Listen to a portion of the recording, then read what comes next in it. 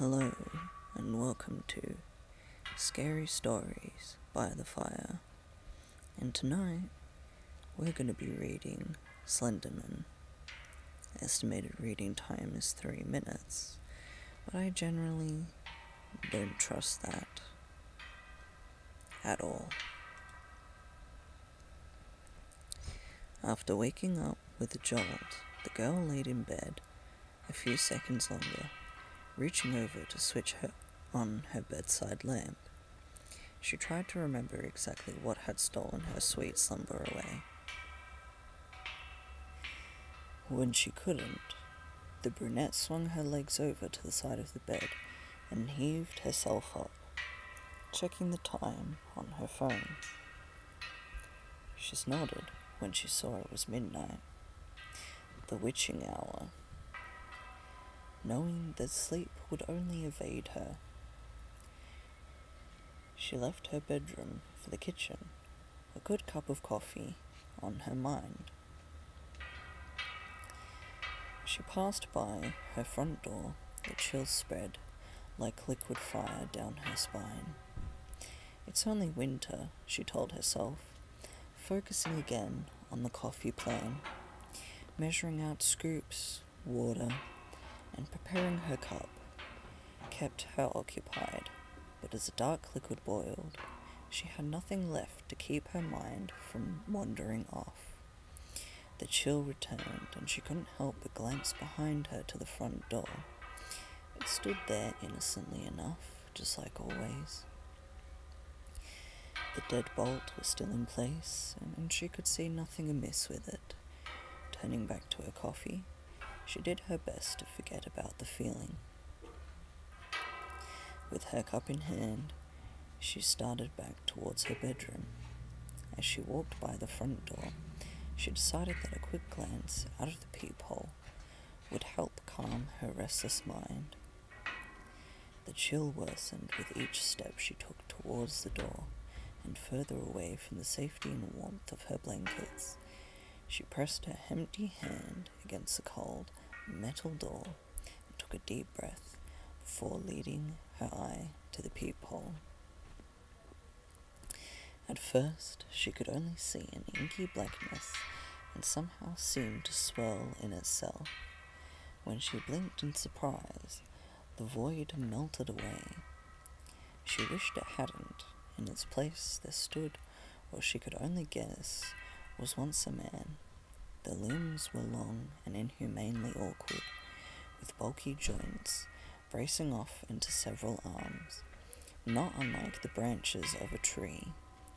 The creature was draped in a black suit, somehow making the thing more nightmarish to her. The icing on the proverbial cake, however, was what passed as the hellish thing's face. It was as though her mind blurred the ghastly visage to spare itself further shock and horror. She shoved herself away from the door, with the hand still pressed against it. The scalding mug of coffee fell, the liquid burning her bare legs as she fell backwards and tried to crawl away from the door.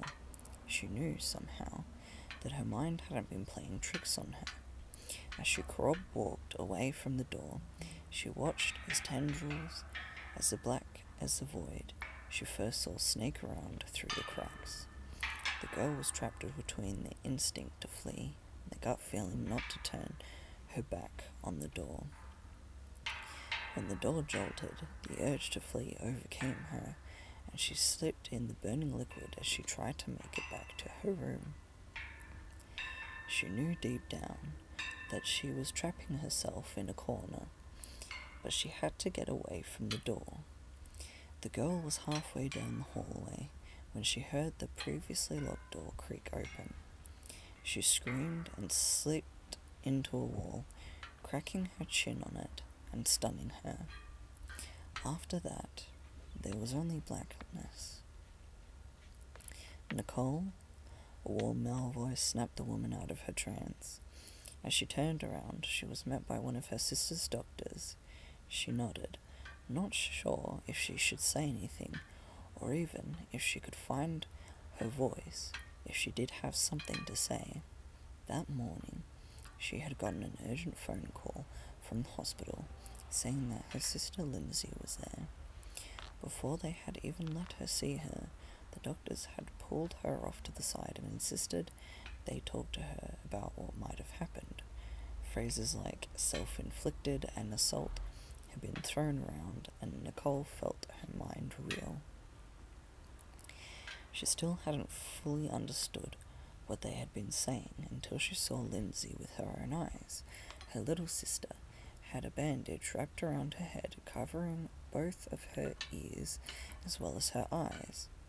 They said it was to keep her now deadened eyes from drying out, to try keep infection out of the wounds Lindsay had made to her ears. The doctors had guessed that either she or someone else had jammed a pencil into them to keep her off balance or to deafen herself against something. There was a mix of first and second degree burns on her hands, legs and feet from what was assumed to be the coffee her neighbours found slipped all over the entry to her apartment.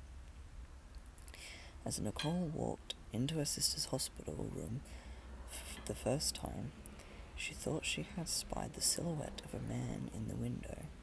That she knew was impossible.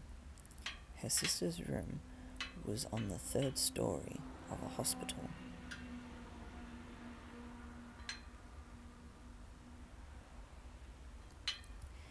And that is the end of Slenderman. Scary Stories by the Fire. I hope you've enjoyed, and sweet dreams.